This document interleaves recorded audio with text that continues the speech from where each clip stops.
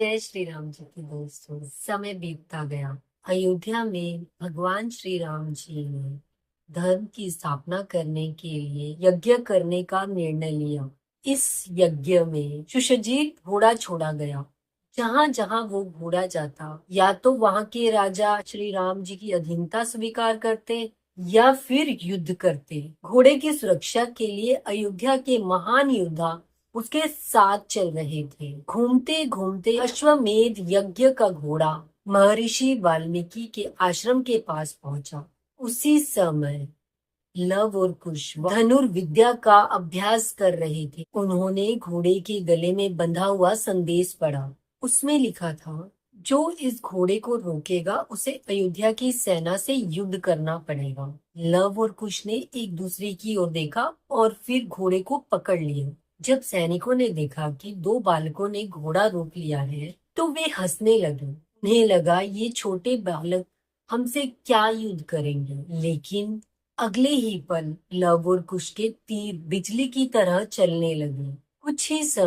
कुछ ही समय में अयोध्या की पूरी टुकड़ी पराजित हो गई। यह समाचार सेना के बड़े योद्धाओं तक पहुंचा। सबसे पहले शत्रुघ्न युद्ध के लिए आए। उन्होंने पूरी शक्ति से युद्ध किया, लेकिन लव और कुश की अद्भुत भूत धनुर्विद्या के सामने वे टिक नहीं पाए। फिर भरत आए। उन्होंने भी दोनों भाइयों को समझाने की कोशिश की, लेकिन जब युद्ध हुआ तो भरत भी पराजित हो गए।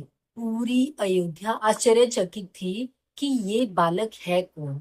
अब स्वयं लक्ष्मण युद्ध भूमि में उतरे। लक्ष्मण को देखकर लव और कुश ने सम्मान प्रकट किया, लेकिन धर्म के नियम के अनुसार युद्ध होना निश्चय था। दोनों पक्षों में भयंकर युद्ध हुआ। धरती कांप उठी, आकाश तीरों से भर गया और फिर अंत में लक्ष्मण भी घायल होकर भूमि पर गिर पड़े। पूरी सेना स्तब्ध रह गई।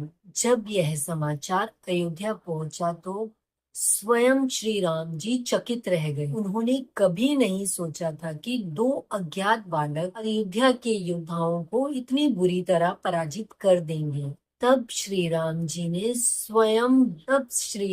ने स्वयं युद्ध भूमि में जाने का निर्णय लिया। उन्हें यह नहीं पता था कि जिन दो वीर बालकों से वो मिलने जा रहे हैं वे उनके अपने पुत्र हैं। अगले भाग में श्री राम और लव कुश का आमना सामना, रामायण का गायन, पिता और पुत्र के मिलन का भावुक क्षण। जय श्री राम जी की। मिलते हैं अगले वीडियो में। तब तक के लिए मुझे अलविदा दीजिए।